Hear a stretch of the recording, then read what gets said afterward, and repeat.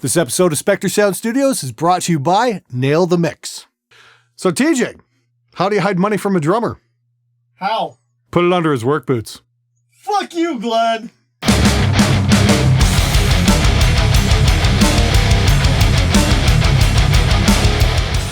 How's it going, everybody? It's Friday. That means it is time for a new episode of SMG Viewers Comments. Let's get right to it. Fuck you, Glenn. My girlfriend makes me drink wine when we go out on dates, so there.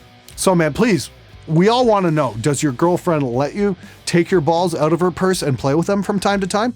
Does anyone have issues with computer noise becoming audible through guitar pickups? All I can find that'll help is to move my PC stupid far from my work table. I don't know what kind of monitor you're using. I mean, like back in the days of CRTs, yeah, I used to get horrible sound coming through my pickups. I found the best idea was to roll recording and then just turn the monitor off and do my take, turn it back on, and do what I had to do and repeat ad nauseum. I mean, like with modern LCD monitors, that's not so much the case. You can try sliding your guitar back, have a seat with wheels and just slide back when you're tracking. Find a sweet spot in your room where there's not a lot of extra noise.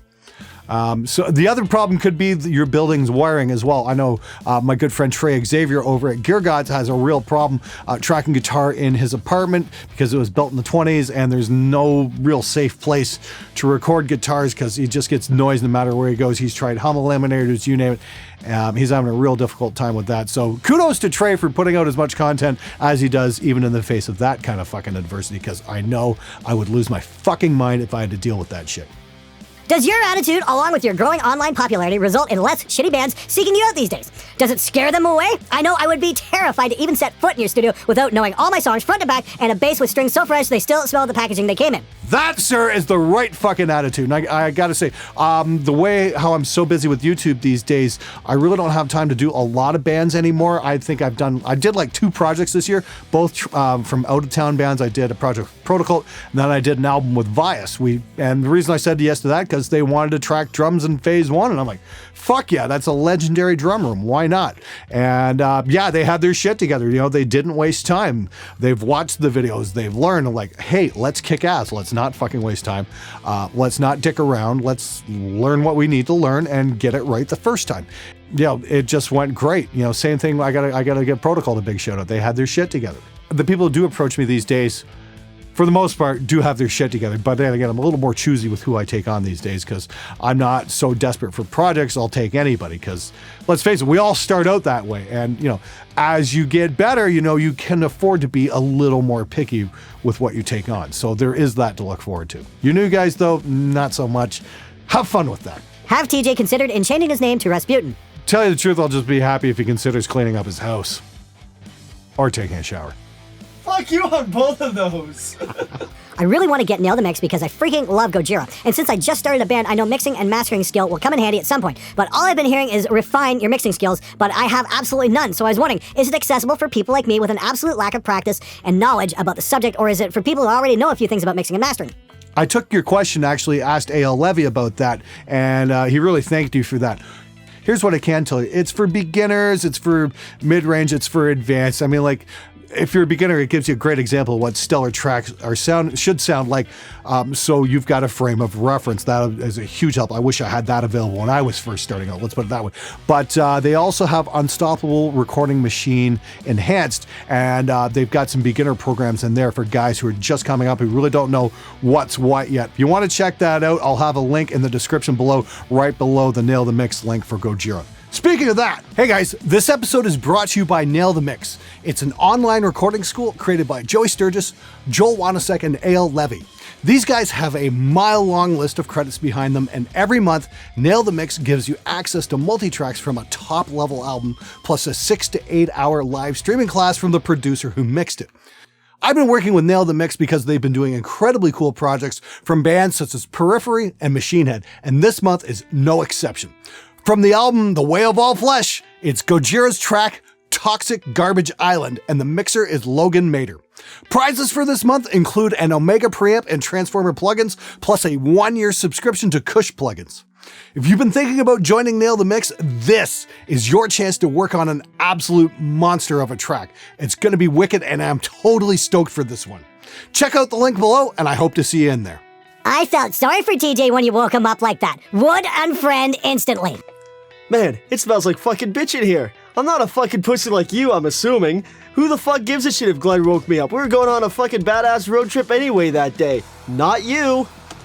Yeah, we were on our way to the Sweetwater Gear Fest. That was a lot of fun. Got to meet a lot of fans of the channel. Got to meet some really cool people from Sweetwater. And wound up having dinner with Joey Sturgis that night. So there you go. That was a lot of fun. You and Jared Dine should do a video. His 10 styles and you yelling at and giving him shit. That would be awesome. Well, I don't know if Jared's got his panties untwisted yet from our last Twitter war where I called him the Justin Bieber of gent. I'll be seeing him at NAMM and I'll ask him if he's got any time in his schedule. Don't hold your breath though, but it probably would be a very cool thing to do. We'll see what we can do. I love how the dude writing the mile-long letter started off with the short version. Holy fuck! How long is the long version? How the fuck should I know? I'm just a simple peasant from Windsor, Ontario. I don't have his vast knowledge, which he obviously was sharing with all of us, because he's from Montreal. What's the difference between a double bass and a cello? Double bass burns longer. Well done, sir.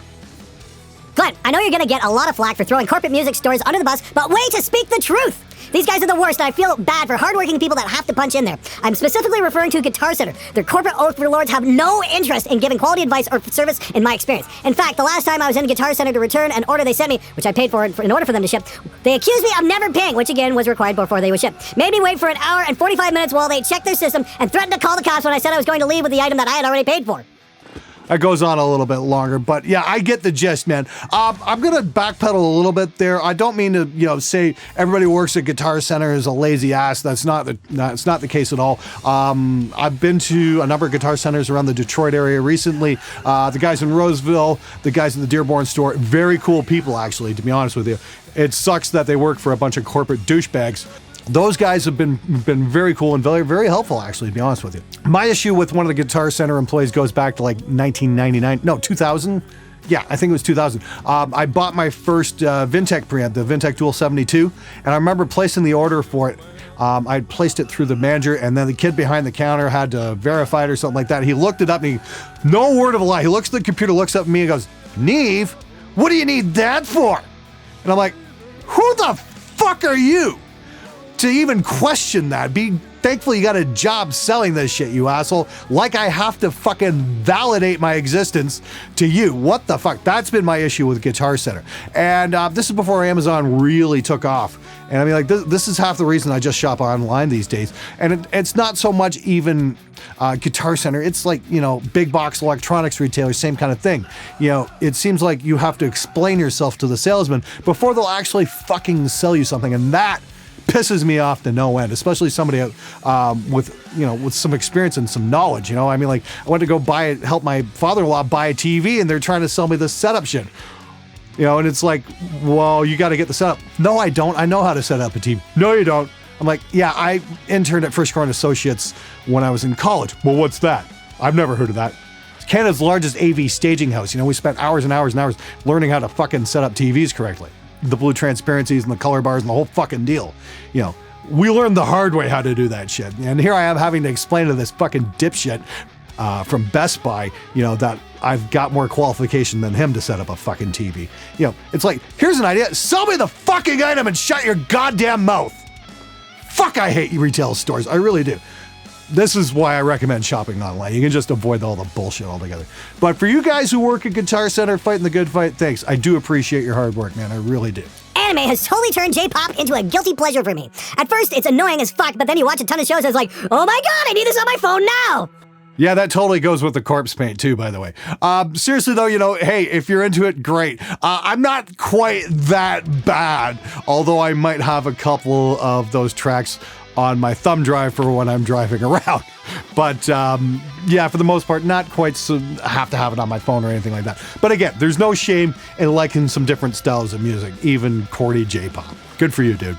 Never be afraid to try something new. Backstreet Boys. Fuck you, TJ, they suck. Fucking A, I kinda knew it, but didn't have any evidence. Glenn is a fucking weeb! I'm officially subscribed! Well, welcome aboard, dude. Still waiting on word back from a certain sponsor about doing an anime special. But yeah, if you guys keep sending me your anime recommendations. I mean, like, I've certainly got some favorites, and it's going to come up real soon. I hope to do this episode real soon, because I think it's really cool having discovered this whole kind of fucking niche thing, the heavy metal engineer / fucking anime nerd thing. Pretty fucking cool. It's glad to know I'm not the only one either, so that's really cool. It is, unfortunately, also the sad reality of teaching guitar lessons.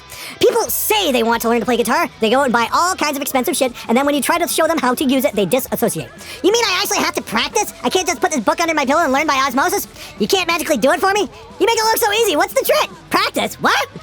Well, unfortunately, that's the sad reality of just about anything you want to learn. You got to put time in. I mean, like, half of it's muscle memory. Learning engineering, learning how to play guitar, learning any instrument, learning any craft is going to take time. Somebody said 10,000 hours, and that doesn't surprise me. Well, learning recording is probably more like 15 or 20,000 hours to get really good at it. But like I said, it really comes down to determination and just perseverance more than anything. If anything worth learning takes effort. Just remember that. I fucking love the way you sell your shit to people. Go fuck yourself and buy my gear. Also, fuck you at the same time. I may just buy a mug and a hat. Well, thank you very much, sir. I really appreciate your business. By the way, it's Christmas time, so if you've got a drummer in your band that you have to tolerate, send them one of these. 1, 2, 3, 4. The shirt is smarter than your drummer. I've also got a brand new design from Mr. Jared Cruiser. It is samples, pitch correction. These are the path to the dark side. Seeming it's Star Wars season, it's kind of appropriate. All right, that's it for this show, everybody. Thank you so much for watching. If you haven't got on board with Nail the Mix, do it this time, because it's GOJIRA. It's going to be fucking amazing. It's going to be so worth your time. Anyway, have a wonderful weekend. Now go watch Star Wars. Hey guys, thanks so much for watching this episode. If you like the content, please support the channel either at my SMG shop or through my Patreon. If you want to see more, hit one of the playlists.